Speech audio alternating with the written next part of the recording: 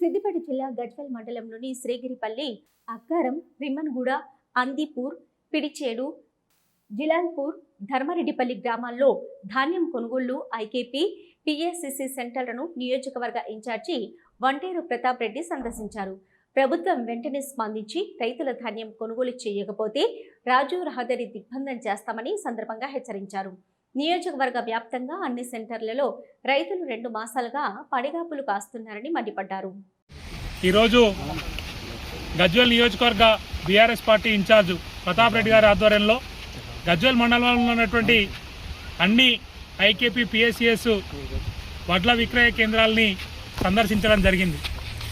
ఇవాళ గజ్వేల్ మండలంలో ఉన్నటువంటి 20 కేంద్రాల్లో కూడా ప్రతి సెంటర్లో దాదాపు ఇంకా 50 నుంచి 60% పైగా వడ్లు ఇవాళ రైతుల యొక్క కళ్ళాలలో ఇవాళ ప్రభుత్వం యొక్క నిర్లక్ష్యం వల్ల వాళ్ళు ఆ వడ్లు రైస్ మిల్లకు చేరకపోవడం వల్ల ఎండలో ఎండి వానలో తడిసి ఇవాళ రైతులు అరుగోసపడుతున్నటువంటి పరిస్థితి ప్రతి ఊర్లో కూడా ప్రతి సెంటర్లో కనబడుతూ ఉన్నది.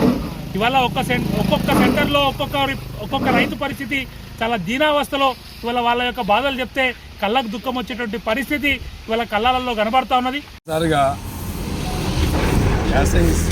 స్టార్ట్ అయిన రోజు నుండి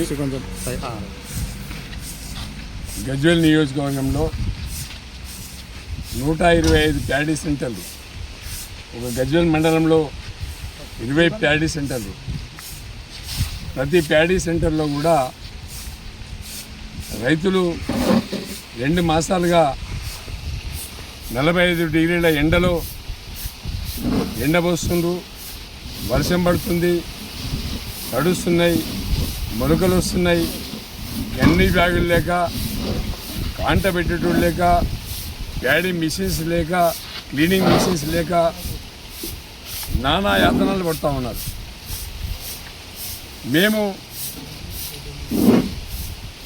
గతంలో కేసీఆర్ గారి ప్రభుత్వంలో ఎక్కడికక్కడ మా హరీష్ రావు గారు జిల్లా రివ్యూ మీటింగ్ పెట్టుకొని ఆర్డీఓలు, ఎంఆర్ఓలు, ఎంపీడీఓలు, ఎంపీఓలు, సెక్రటరీలు, సర్పంచ్లు, ఎంపీటీసీలు, జెడ్పీటీసీలు, ఎమ్మెల్యేలు సిస్టమ్ అంతా పనిచేసి ఎప్పటికప్పుడు రైతుల దగ్గర నుంచి ధాన్యాన్ని సేకరించి రైతుకు ఎలాంటి పెయిన్ రాకుండా కాంట వెంటనే డబ్బులు ఇచ్చి రైతును ఆదుకున్నాం.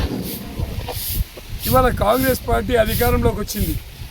2.5 సంవత్సరాల కాలంలో రైతు వ్యతిరేక విధానాలు, ఎక్కడ చూసినా రైతును పట్టించుకునేవాడు లేడు. కలెక్టర్ గారు ఇప్పటి వరకు ఒక రివ్యూ పెట్టుకోలే, ఆర్డీఓ గారు పట్టించుకోరు, ఎంఆర్ఓలు పట్టించుకోరు. అసలు ఈ జిల్లా మంత్రి గారికి అసలు సోయే లేదు.